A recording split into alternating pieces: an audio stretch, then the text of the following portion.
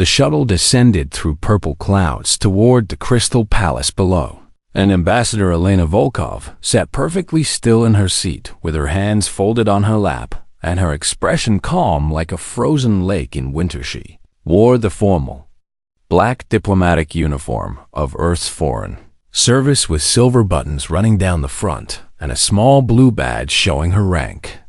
Her dark hair was pulled back in a tight bun without a single strand out of place, and her gray eyes stared forward at nothing in particular. The young Marine sitting across from her Private Chun, barely 22 years old, kept fidgeting with his rifle and glancing at her nervously like he wanted to say something but couldn't find the courage. "First time off Earth, Private?" Elena asked without looking at him, and her voice was soft, but carried the weight of command that made soldiers stand straighter. "Yes, ma'am," Chun replied quickly, then added, "Is it true what they say about the Jothic? That they eat their enemies?" "Only on special occasions," Elena said with the ghost of a smile, and Chun's eyes went wide before he realized she was joking mostly. Joking anyway, the shuttle broke through the final cloud layer, and the palace of Jakar Prime spread out before them like a massive jewel carved from living diamond. It stretched for kilometers across the planetary surface, with towers that scraped the sky and walls that glowed with inner light. The Jothic Empire controlled 47 star systems and had been a galactic power for 3,000 years. While humanity had only met alien life 50 years ago, Earth was small and weak by comparison, and everyone in the galaxy knew it. That was why this negotiation mattered so much. Earth needed trade agreements and protection treaties, or risk being swallowed up by larger empires that saw humans as resources to be exploited rather than partners. To be respected, the shuttle landed on a platform that jutted out from the main palace like a glass tongue, and the door hissed open to reveal a wall of heat, and the smell of something like cinnamon mixed with copper. Elena stood smoothly and adjusted her uniform jacket while Private Chun and Corporal Davis, the other Marine assigned to her protection, detail, grabbed their gear and fell in behind. Here, a delegation of Jothic waited at the entrance to the palace. Tall reptilian beings with scales that shimmered between green and gold, depending on how the light hit them, wearing robes that draped over their muscular frames like liquid silk. The lead diplomat was named Kreshtar, according to Elena's briefing files. He stood nearly 3 meters tall, with a crest of bone spikes running from his forehead down his spine, and eyes that were solid black without any visible iris or pupil. "Ambassador Volkov," Kreshtar said in perfect English, though his mouth wasn't shaped for human speech, and the translator implant in his throat did most of the work. "Welcome to Jakar Prime and the court of King Sharix. May his reign stretch across the stars forever. Thank you for the warm welcome." Elena replied with a slight bow that was respectful but not submissive. Diplomatic protocol was a careful dance where every gesture carried meaning, and one wrong move could insult an entire species. They walked through corridors made of crystal that showed distorted reflections of everyone passing through them. The walls pulsed with soft light that seemed to come from within the material itself, and the floor was so smooth it felt like walking on ice. Elena noticed everything. The guards, standing at regular intervals with energy weapons held across their chests. The camera systems disguised as decorative elements in the ceiling. The thickness of the walls and the spacing between support columns. All the details that might matter later. Her military training never really left, no matter how many years she spent in diplomatic service. Some habits were burned too deep to ever fade away completely. They entered a massive banquet hall where hundreds of aliens from dozens of different species gathered around tables laden with food that ranged from recognizable fruits to things that still squirmed on the serving platters. At the far end of the hall, on a throne carved from a single enormous emerald, sat King Sharix himself, larger than any other Jothic in the room, with scales that were deeper gold and bone spikes that had been carved with intricate patterns showing his lineage and conquests. His eyes found Elena immediately, and something flickered across his face. Amusement. Maybe or contempt. It was hard to read alien expressions, even after years of practice. The human arrives, Sharex announced, and his voice boomed through the hall like thunder. Come forward, little diplomat, and let us see what Earth has sent to bargain with the mighty Galactic Empire. Elena walked forward with her head high and her steps measured.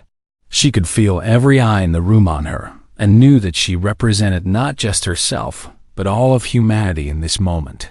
3 billion souls depending on her to not screw this up. She stopped at the base of the throne and gave another precise bow before speaking. King Sharex, I bring greetings from Earth and President Okanko, along with our sincere hopes for peaceful cooperation between our peoples. Cooperation, the king repeated and laughed, a sound like rocks grinding together. Your species barely knows how to leave your own solar system, and you speak of cooperation as if we were equals? Equals in dignity, if not in power.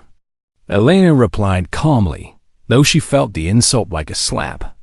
Earth may be young among the stars, but we have much to offer in trade and friendship. We shall see, Sharex said, and waved a massive clawed hand dismissively. Eat, drink, enjoy. The hospitality of my court. Tomorrow we begin negotiations, and then we discover if humanity has anything worth our time. The feast proceeded with entertainment and speeches.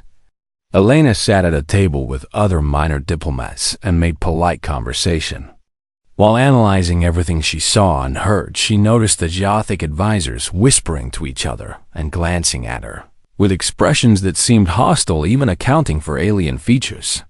Something was wrong here. Some undercurrent of tension that the briefing files hadn't mentioned. Private Chen stood behind her chair trying to look alert and professional, while Corporal Davis watched the room with the paranoid vigilance of experienced security personnel. Hours passed, and the artificial sun in the sky outside began to dim toward evening. Elena excused herself politely and was escorted to her guest quarters in one of the palace towers. The room was luxurious by any standard, with furniture sized for humans, and a window that looked out over the city below, where millions of lights sparkled like fallen stars. We'll be right outside, ma'am, Davis said as he and Chun took up positions flanking the door, and Elena nodded her thanks before the door sealed shut with a soft hiss. She stood alone in the quiet room and let out a long, slow breath. The diplomatic mask slipped for just a moment, and something else showed through, something harder and colder and far more dangerous. Elena walked to the window and looked at her reflection. She saw a woman in her mid-40s with a few lines around her eyes and gray threading through her dark hair.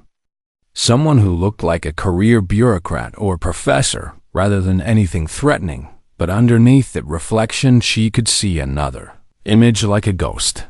A younger version of herself, covered in blood and smoke, wearing tactical gear and carrying weapons designed to kill efficiently and without mercy. That was a long time ago, though. And that version of Elena Volkov was supposed to be dead and buried along with the name they'd called her back then.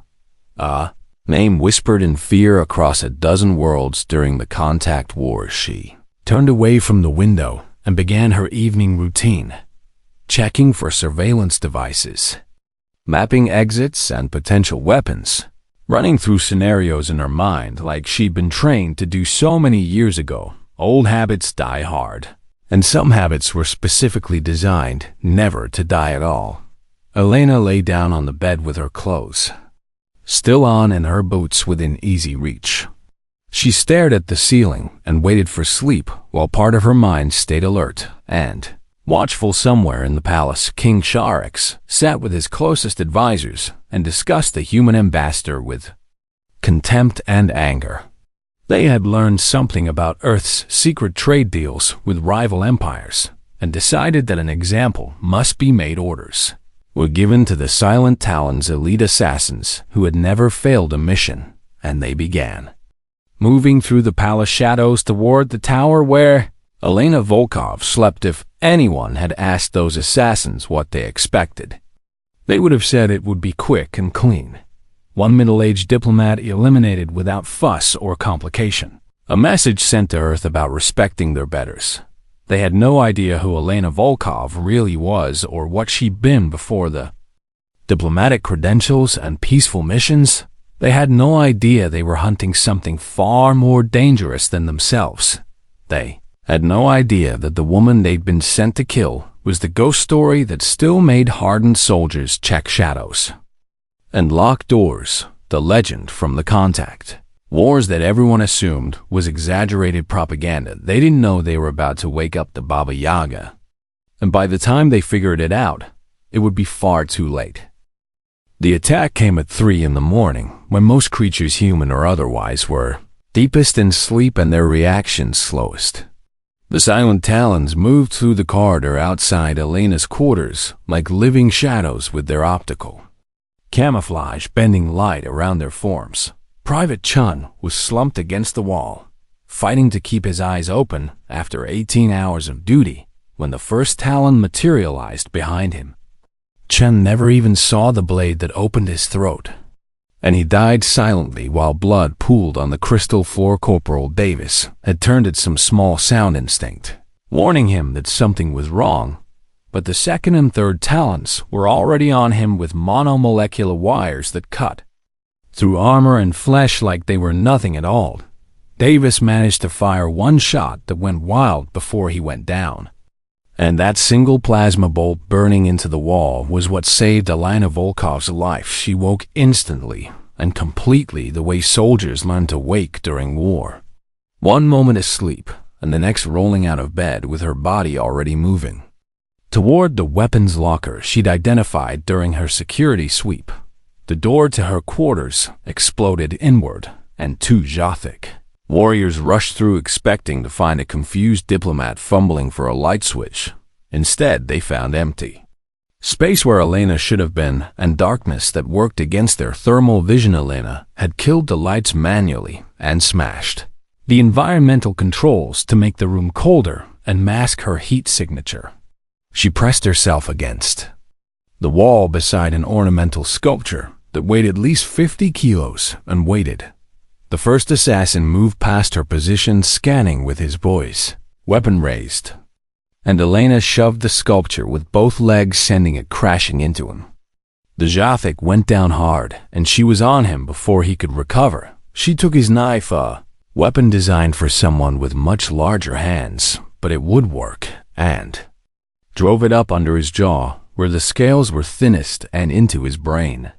The alien spasmed once and went still. A second assassin fired at the sound, but Elena was already rolling away, and his energy bolts turned the sculpture into molten slag. She came up throwing the heavy water pitcher from her nightstand, and it caught him in the faceplate of his helmet. The distraction gave her half a second, and she used it to close the distance. Her hand found pressure points on his weapon, arm that made his fingers spasm open, and the gun clattered away. Then she was behind him with his own knife at his throat. How many? She demanded in perfect Jothic, which surprised him enough that he answered automatically. 5. She cut his throat before he could say more and let the body fall. 5 total minus 2 dead meant 3 more in the palace somewhere. And they would know by now that this wasn't going according to plan. Elena stripped the tactical vest off the second body and found equipment she recognized. Military-grade stuff. Not the kind of gear palace guards would carry, but what spec ops units used for wet work. This wasn't some random attack or political statement. This was a professional hit ordered from high up, probably from King Sharex himself. She felt something cold settle in her chest like ice forming over deep water.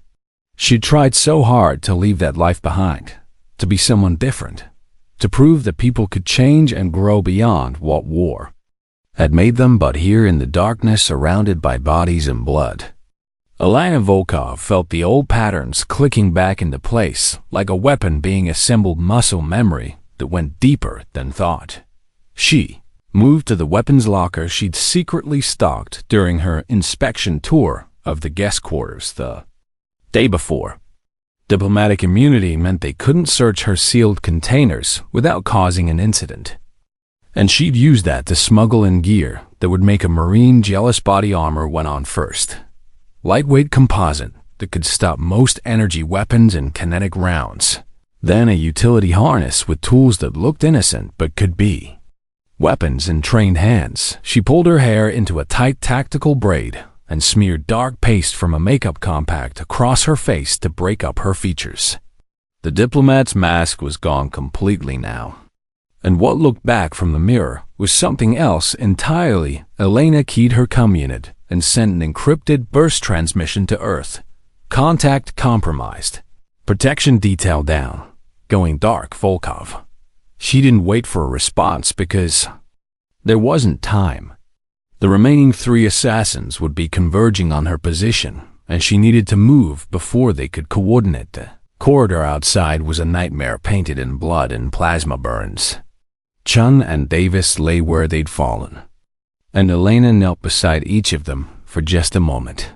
"I'm sorry," she whispered, and meant it. These kids had died protecting her, and she was going to make sure someone paid for that debt. She took Chun's rifle and Davis's spare ammunition along, with their identification tags. The tags went into a secure pocket while the weapons went into practiced hands. Moving through the palace required all her old skills: reading shadows, timing guard patrols, using reflections in the crystal walls to see around corners before exposing herself.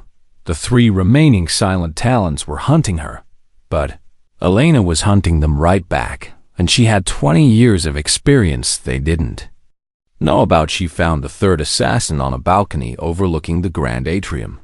He was reporting to someone over his comm that the target had escaped and requesting backup. Elena approached from above using maintenance catwalks that the builders had hidden in the decorative ceiling work.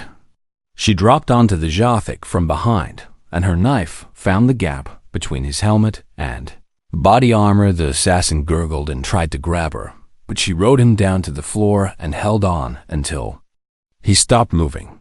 She took his comm unit and listened. "Repeat. Baba Yaga protocols," a voice was saying in Jothic, and Elena felt something like electricity run down her spine. They knew, or at least suspected, someone had connected Ambassador Elena Volkov with the ghost from the Contact Wars, and that meant this whole situation just got exponentially more complicated. To work so hard to bury that identity, to make people forget the name and the stories. Earth's government had helped with the cover-up because a diplomat who used to be the galaxy's most feared assassin was bad for their peaceful image, but apparently the secret hadn't stayed buried.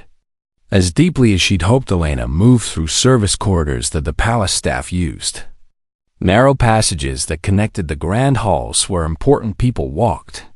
She passed frightened servants who took one look at her and pressed themselves against the walls to let her pass. One young female with scales that were still pale with youth managed to whisper, "The Queen's Passage, 3rd left.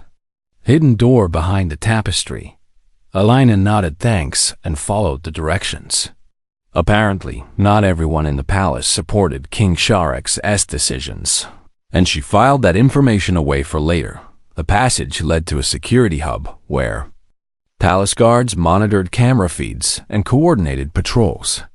Elena studied it from a ventilation grate and counted 6 guards plus automated turrets that would activate if she triggered any alarms. She didn't have the firepower for a direct assault and needed a different approach. Thinking quickly, she accessed their comm unit and used protocols she'd memorized years ago. Military codes that theoretically had been changed, but bureaucracies moved slowly. The Security Hub's main terminal flickered and showed a priority alert. Intruder detected in the king's personal chambers. All units respond immediately. 5 of the 6 guards rushed out, leaving 1 behind to monitor the systems, and Elena dropped from the vent onto his shoulders. Her arm went around his throat in a chokehold that cut off blood to his brain, and he went limp in seconds. She zip-tied him and gagged him with his own equipment before turning to the computer systems. Her fingers flew across the interface, pulling up palace schematics. guard rotations, and communication logs. What she found made her pause. This wasn't just an assassination attempt on her, but part of a larger political move King Sharix had discovered. Earth's secret trade negotiations with the rival Cavex Union, and saw it as betrayal. He decided to eliminate Elena as punishment and warning, probably expecting Earth to back down rather than risk war. The arrogance was stunning. He actually thought humanity would just accept the murder of their ambassador and continue negotiating from a weakened position. Elena downloaded everything onto a data chip and set the computer to wipe its logs. Then she activated the intercom system that reached every speaker in the palace. King Sharix. She said in clear Jothic that would be understood by everyone listening. You sent assassins to kill me in the night like a coward. You murdered young soldiers who were here under diplomatic protection. You have broken every law of civilization and honor. Her voice was steady and cold like winter itself. I came here seeking peace, but you have chosen war. So be it. I am coming for you now. And when I arrive, you will learn why my people once called me the Baba Yaga. She could hear alarms starting throughout the palace and the sound of guards mobilizing. Elena smiled without humor and began her hunt. The fourth silent Talon died in a storage room full of maintenance equipment when Elena rigged a power conduit to overload and electrocute him. She watched from cover as he convulsed and fell smoking to the floor. The fifth and final member of the original assassination team was smarter and more cautious. He knew she was hunting him and had taken position in a defensible location with good sightlines. The palace descended into chaos as word spread that the human ambassador had killed the silent Talons and was now hunting through the corridors like some kind of demon. Guards ran in confused patterns while officers shouted contradictory orders, and the civilian staff hid wherever they could find shelter in the throne room. King Sharix paced back and forth with his tail lashing in agitation while his advisors argued about what to do next. Some wanted to negotiate while others demanded they flood the palace with troops and crush this insolent human. How is this possible? The king roared, smashing his fist down on the arm of his throne hard enough to crack the crystal. She is one female diplomat, not a warrior, not a soldier. How can she kill my finest hunters? His chief military advisor Kreshver stepped forward with his head lowered in respect, but his voice steady. My king, if I may, there are reports from the contact wars, stories that were dismissed as propaganda, but perhaps speak plainly. Sharix demanded. The Baba Yaga, Kreshver said quietly, and every other advisor in the room went silent. During humanity's early conflicts, there was an operative who conducted missions that seemed impossible, infiltrations that killed entire command structures, assassinations that ended wars, operations so perfectly executed that many believed she was not one person, but a phantom or myth. The king's eyes narrowed.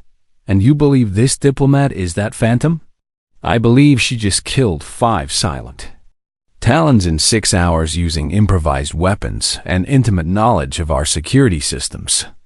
Kreshver replied, the facts speak for themselves. 20 years earlier, on a ship burning in the cold void between stars, a younger Elena Volkov had walked through corridors slick with blood and lined with bodies. She'd been part of a strike team sent to end the Zothan conflict before it destroyed Earth's fragile colonies. The mission had been simple in concept: infiltrate the enemy flagship, eliminate the command structure, escape before the ship was destroyed. Except nothing in war was ever simple. Their insertion went wrong and half the team died in the first 30 seconds. Elena and 3 others made it inside but got separated almost immediately by automated defenses and rapid response. Troops found herself alone in enemy territory with no support, limited ammunition, and an entire ship full of hostiles between her and the objective. Most people would have tried to escape or hide. Elena had gone hunting instead. She had moved through that ship like death itself, silent, efficient, unstoppable. Every guard who found her died before they could raise an alarm. Every locked door opened to her tools.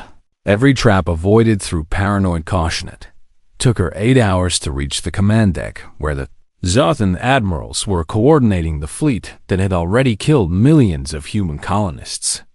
They'd been sitting in their command chairs, feeling untouchable behind layers of security, and entire armies of soldiers. Elena had materialized from a ventilation shaft, like something out of their nightmares, and killed them all before their guards could react. 12 high-ranking officers dead in less than 3 minutes escaped in the chaos that followed and made it back to the extraction point with wounds that should have killed her. When command had asked how she'd done it, Elena had just said training and luck. But the Zathan survivors told a different story. They spoke of a ghost that killed in the darkness, a witch who couldn't be stopped, a monster wearing human skin. They'd called her Baba Yaga after an old Earth legend, and the name had stuck over the next decade. Elena had conducted 11 more missions that were classified so heavily that even most government officials didn't know the details. Every mission succeeded, every target eliminated, every objective achieved had become humanity's secret weapon and greatest shame. Proof that humans could be just as ruthless and brutal as any alien species when survival was at stake.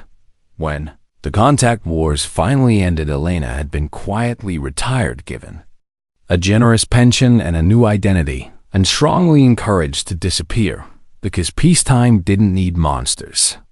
Even monsters who'd saved millions of lives tried to adapt, to become something better, to prove that the violence was just a tool she'd used rather than her true nature. Diplomacy had seemed like the perfect penance for all the blood she'd spilled. But now, in the Crystal Palace on Jakar Prime, Elena Volkov felt that old familiar coldness settling over her like armor.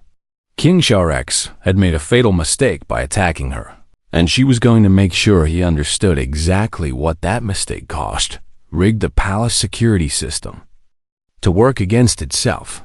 Cameras that were supposed to track intruders now showed false images of her in locations she'd never been, while hiding her actual movements. Guards chased ghosts through empty corridors while Elena moved freely through areas they'd already cleared, and the confusion multiplied with every passing hour. In one storage room, she found industrial chemicals used for cleaning and maintenance.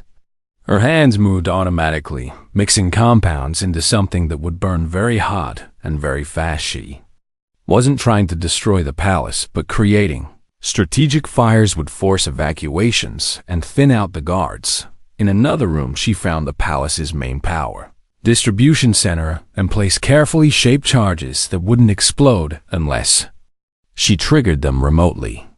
King Sharex wanted to trap her inside this building, but Elena was making sure she could control the environment. A young guard stumbled onto her while she was working on the power systems. He raised his weapon with hands that shook, and his voice cracked when he ordered her to surrender. Elena looked at him and saw how young he was, barely old enough to be in uniform. Probably took this job because it paid well and seemed safe, and she lowered her own weapon. Walk away, she told him in Jathic. This isn't your fight. I have no quarrel with you. Just turn around and leave. The guard stared at her with wide eyes that were mostly terror. You are the Baba Yaga? The ghost killer? I'm just a diplomat who was attacked in the night. Elena replied, Your king made this choice. Not me, but I won't kill someone who doesn't try to kill me first. So walk away while you can. The guard hesitated for a long moment, then slowly lowered his weapon and backed toward the door. Elena watched him go and felt something like relief. Maybe she wasn't completely the monster people thought, but relief didn't last long because her comm unit buzzed with an intercepted transmission. King Sharex had just authorized lethal force against anyone helping the human, and was offering a massive reward for her capture or death. The palace was about to become a war zone, with hundreds of soldiers and mercenaries all trying to collect that bounty. Elena activated her comm and sent another broadcast on all frequencies. To anyone listening, I don't want to kill you. I came here for peace and was answered with assassination, but I will defend myself against anyone who attacks me. The smart choice is to stay out of my way. Then, she added in a voice colder than before, King Sharex, I'm coming for you. Every second you delay surrendering is another second your people die for your pride. How many lives is your ego worth? The response came immediately on the same frequency, the king's voice booming with false confidence. You are trapped in my palace surrounded by thousands of my soldiers. You cannot escape. You cannot win surrender now, and I promise you a quick death. I've heard that before. Elena replied, It never works out the way they expect, but I'll make you a counteroffer. Meet me in single combat, you and me. No guards, no weapons except what we carry. Winner takes the negotiation. Silence followed that challenge. Then, Sharex laughed a sound like breaking stone. You challenge me?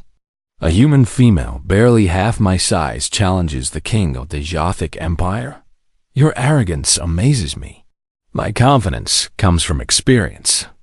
Elena said, You sent your best assassins, and they died. You sent your guards, and they run. Now face me yourself, if you have any honor.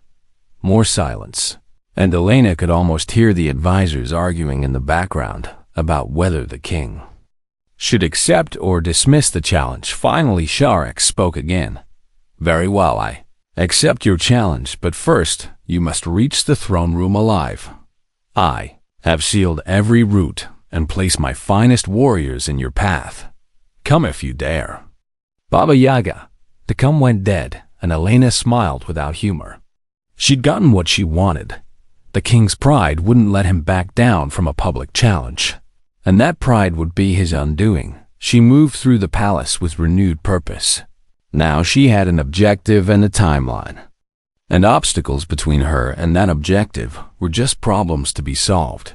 The first major obstacle was a squad of elite guards blocking the main corridor that led toward the throne room. 10 soldiers in heavy armor with energy weapons and orders to kill on sight. Elena studied them from concealment and ran calculations in her head. Direct assault would be suicide, even with surprise on her side. So she needed to be smarter. She backtracked to a trophy room she passed earlier, filled with weapons and armor from defeated enemies. The Yothic kept these as symbols of their conquests, but to Elena, they were just tools. She selected a Vrexian sonic grenade, a weapon that emitted sound waves tuned to disrupt Yothic hearing and balance, and set it for maximum output with a 30-second delay. Then she threw it down the corridor toward the guards, sprinted in the opposite direction, and triggered her stolen smoke grenades to cover her retreat. Sonic weapon detonated, and the guards all went down clutching there. For 48 hours, the palace became Elena's hunting ground, and every corridor a potential battlefield. She moved like smoke through the crystalline halls, appearing where she wasn't expected and vanishing before reinforcements could arrive.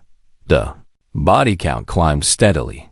Guards who were too eager, mercenaries who thought the bounty would be easy money, automated defenses that she turned against their operators, none of them prepared for what humanity could be when pushed into a corner in the grand library. She rigged the ancient shelving units to collapse on pursuing soldiers. In the meditation gardens, she poisoned the decorative fountains with chemicals that produced incapacitating gas when mixed with water. Each trap was carefully calculated to disable rather than kill when possible. Elena wasn't a mindless killer despite what the legend said, but when soldiers forced her hand, she didn't hesitate to do what was necessary. Word spread through the palace and then beyond. The Baba Yaga was real, and she was unstoppable. Servants whispered her name in fear and respect, while guards drew lots to see who had to patrol certain sectors. Some aliens, those who'd suffered under King Sharex. Cool rule began leaving subtle signs for Elena.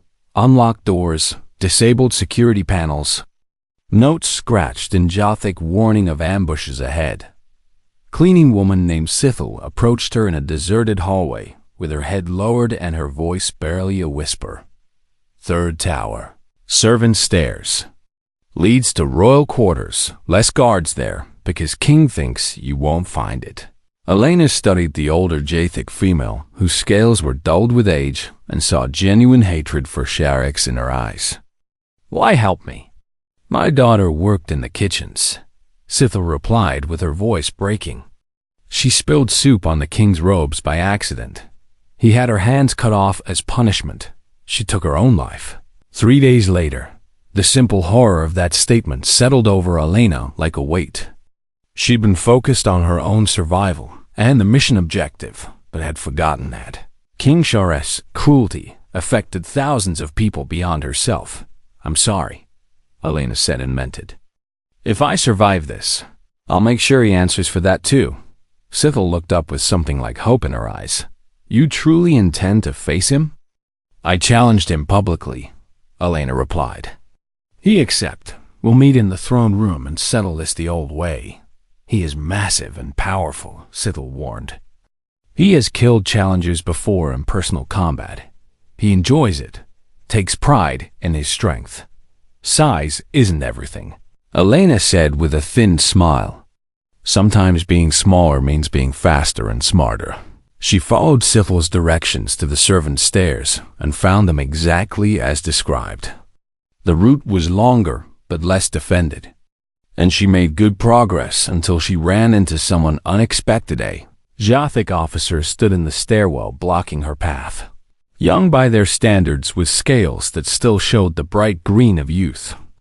Wearing the insignia of a commander and holding a plasma pistol aimed at the floor rather than at Elena. Ambassador Volkov, he said formally, or should I say Baba Yaga? Either works, Elena replied without raising her weapon. Something about this one felt different. You here to collect the bounty? I am Commander Vekthar of the 3rd Legion, he said. And I am here to tell you that not all of us support the king's actions. What he did violated every code of honor we hold sacred. Elena studied him carefully. Then why point a gun at me? Professional courtesy, Vekthar replied with what might have been humor. You are still technically an intruder, and I'm still technically palace security. But I want you to know that if you actually reach the throne room and face King Sharex in single combat, I will ensure no one interferes. Why would you do that? Elena asked, because honor matters. The commander said simply. The king has abandoned it, but some of us remember what it means. If he defeats you fairly, then so be it. But he should not be allowed to cheat or hide behind his guards. Elena felt something shift in her assessment of the situation. This wasn't just about her survival anymore, but about Jathic politics and internal power struggles that she'd stumbled into. I appreciate that, she told Vekthar. And if I survive, I'll remember who showed honor when it mattered. The commander stepped aside and let her pass. Then spoke one more time. My soldiers know the truth about what happened. They will not stand. Against you, good luck, Ambassador. Elena continued climbing and wondered how many others in the palace were quietly hoping she would succeed. King Sharex had ruled through fear and cruelty for so long that perhaps people were ready for a change, meanwhile far above on the throne itself. The king was receiving reports from his advisors with growing frustration. 36 soldiers dead or wounded, security systems compromised, entire sections of the palace evacuated due to fires and chemical leaks. How is this possible? He demanded for what must have been the 100th time. She is one human, one small female without any support. His chief advisor, Kreshvar, had stopped trying to make excuses and now spoke bluntly. Because we underestimated her, because the stories about the Baba Yaga were not exaggerations, because humans are more dangerous than we believed. Humans are weak. Sharex roared. Humans survived 100 wars before they reached the stars, Kreshvar countered. They evolved on a death world where everything tried to kill them. They developed persistence hunting where they chase prey until it dies from exhaustion. They created weapons that can crack planets and philosophies that value individual life above collective good. They are not weak, my king.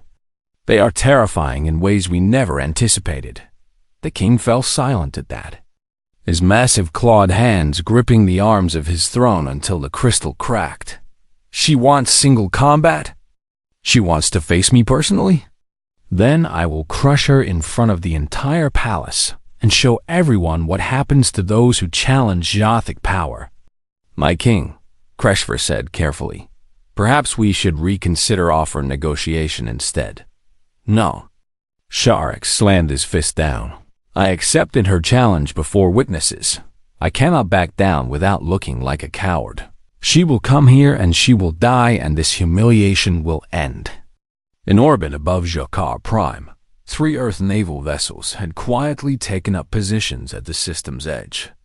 Officially, they were there for routine patrol, but everyone knew they were waiting to see if Ambassador Volkov needed extraction or rescue aboard. The flagship Admiral Chun, father of Private Chun, who died protecting Elena, stood on the bridge and watched tactical displays with a face carved from stone. Any word from her? He asked his communications officer. Last transmission was 6 hours ago, sir, came the reply. Just 2 words, going dark. That's my Elena, the Admiral said quietly. And his executive officer glanced at him in surprise, because the Admiral never referred to ambassadors by first name. Sir? She asked. Before she was a diplomat, she was one of mine, Admiral Chun explained. Best operator I ever trained, saved my life twice during the Zothan campaign. I thought retirement and diplomacy would give her peace. He paused, jaw tight. Should have known someone would eventually push her too far. The king has no idea what he's unleashed, the executive officer observed. None of them do, the Admiral agreed. They think humans are soft because we prefer negotiation. They don't understand that we negotiate because we know what war costs. And Elena knows better than most. She was there for the worst of it. Below in the palace, Elena was fighting through the last major defensive position before the throne room. A killbox corridor where automated turrets covered every angle and heavy blast doors could seal at any moment. She studied the setup from cover and recognized it as military-grade design. Someone had put real thought into making this impossible to cross, which meant there had to be a weakness. Her eyes tracked power conduits and control systems, noting that everything fed through a single junction. Box hidden behind decorative paneling. Eliminate that and the whole system would fail. The problem was reaching it. Required exposing herself to at least 3 turret firing lines. And even with her speed and body armor, she'd never make it unless she looked at the ornate chandelier hanging from the ceiling above the killbox. Massive and made of crystal that would refract energy bolts in unpredictable directions. Lena climbed to a maintenance catwalk that ran along the ceiling, moved carefully into position above the chandelier, and used her last cutting charge to sever the support chain. The massive light fixture fell with a sound like breaking thunder. It hit the floor and exploded into a million fragments that flew everywhere. And in the chaos of refracted light and confused sensors, Elena dropped through the opening. She hit the ground, rolling, and came up running toward the junction box while turrets spun trying to acquire targeting lock through the interference. Energy bolts flashed past her close enough to feel the heat, but none found their mark. Her hands ripped open the panel and she jammed a jolt stick into the circuits, sending an electromagnetic pulse through the system that fried everything connected to it. The turrets died. Lights went out. Blast doors opened halfway, then stopped. Elena stood in the sudden darkness, breathing hard and bleeding from a dozen minor cuts where crystal shrapnel had found exposed skin. But she was through the defenses and the throne room was just beyond. She checked her remaining weapons: 1 pistol with half a charge, 3 combat knives, a handful of utility tools. Not much, but it would have to be enough. The throne room was vast enough to hold 1,000 people, but now stood empty except for King Sharex on his throne and Commander Vecthar standing at attention near the entrance. The walls were lined with viewing screens showing the empty space where witnesses would normally stand. Elena walked through the massive doors, with her head high and her stride steady despite exhaustion and wounds. She'd crossed half the palace and fought through an army to reach this moment. And she wasn't about to show weakness now. "You survived," King Sharex observed, rising from his throne to his full height, nearly 4 meters, tall with muscles that rippled under golden scales and claws that could tear through steel. "I admit I am impressed my soldiers were less effective than I anticipated." "Your soldiers did their jobs," Elena replied, stopping in the center of the room where the floor was marked with ancient dueling circles. "I just did mine better." The king descended from his raised platform, with each step making the crystal floor shudder. "Tell me, human, why do you fight? You could have tried to escape, to run for your ships in orbit. Why come here knowing you will likely die?" "Because you murdered 2 young Marines who were under my protection," Elena said, and her voice carried steel underneath the calm tone. "Because you violated every law of diplomatic immunity. Because you need to learn that humanity can't be bullied or threatened. Because someone needs to teach you that actions have consequences." Sharex laughed, that grinding stone sound that echoed through the empty hall. "Consequences? You speak of consequences to me? I rule 47 star systems. I command fleets that have conquered civilizations older than yours. What consequences could one small human possibly enforce?" "These ones," Elena said simply, and dropped into a combat stance. The king's eyes gleamed with something like enjoyment. "Before we begin, I want you to know that this fight is being broadcast across my empire. Millions are watching. They will see you die and understand what happens to those who challenge Gothic authority." "Good," Elena replied. "Then they'll also see what happens when that authority is built on fear and cruelty instead of honor and strength." She glanced at Commander Vecthar, who gave a slight nod confirming his promise. No interference, no guards rushing in. Just the 2 combatants and their skills. King Sharex pulled a massive blade from a sheath at his side, a weapon that looked more like a slab of sharpened metal than anything resembling a sword. Easily 2 meters long and designed for someone with his enormous strength, Elena drew her combat knives, one in each hand. Small by comparison, almost laughably inadequate against the king's size and reach, but perfectly balanced and sharp, enough to cut through scale if she could find an opening. "Any last words before I end this?" Sharex asked. "Just one," Elena said. "Duck." The king's eyes went wide just before the ornamental statue behind his throne won.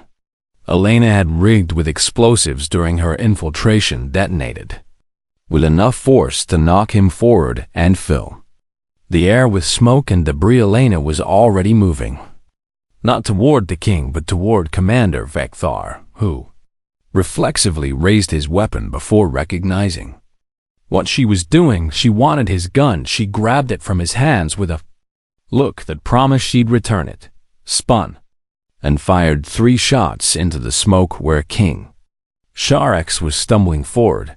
The plasma bolts hit his ceremonial armor and burned through it, but the king's natural scales underneath were thick enough to prevent fatal damage still. He roared in pain and fury. "You dare!" He bellowed. "I dare," Elena confirmed and tossed the pistol back to Vecthar before advancing with her knives ready. "You wanted to fight King Sharex, now you've got one." The king charged with speed that seemed impossible for something his size.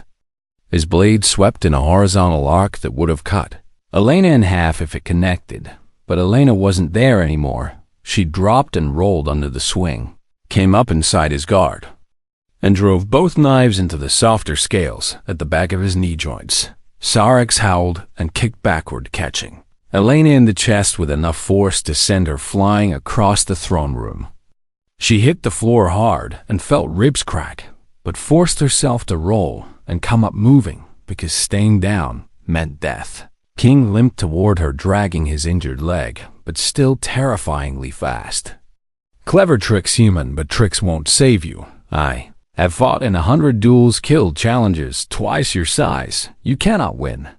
Probably not, Elena admitted, circling to keep distance between them while her mind calculated angles and possibilities. But I don't need to win. I just need to make sure you lose.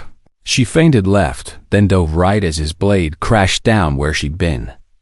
Crystal floor shattered under the impact, and she used the moment of recovery to slash at his other leg, opening a long cut that bled green blood. The king was bleeding from multiple wounds now, while Elena was battered and bruised, but still mobile. In a straight contest of strength, he would destroy her, but this wasn't that kind of fight. This was what humans excelled at: adaptation, persistence, using every advantage no matter how small, refusing to quit. Even when logic said they should, Tsar seemed to realize this as the fight continued. His movements became more cautious and his breathing more labored, while Elena stayed just out of reach, darting into cut and retreating before he could retaliate. Stand still and fight. He roared in frustration. Why would I do that? Elena replied, you're bigger and stronger. Fighting on your terms would be stupid, so I'll fight on mine instead. She was bleeding from a dozen wounds, and every breath sent pain through her cracked ribs, but she kept moving because stopping meant dying, and dying meant failure. The king tried a different tactic. He grabbed decorative pillars and hurled them at her like javelins, forcing her to dodge and roll while he advanced. One caught her shoulder, and she felt something tear but ignored the pain. Elena waited for her opening, and it came when Sharex overextended, trying to crush her with a downward strike. She stepped inside his reach instead of away, drove her knife up under his chin where scales were thinnest, and felt it sink deep. The king froze with his eyes going wide as he realized what had happened. Elena twisted the blade and whispered, this is for Private Chun and Corporal Davis and everyone else you've hurt. She yanked the knife free and stepped back as King Sharex stumbled and fell to his knees with green blood pouring from the wound. His massive blade clattered from nerveless fingers, and he clutched at his throat. Elena stood over him, breathing hard with blood running down her arms from various cuts.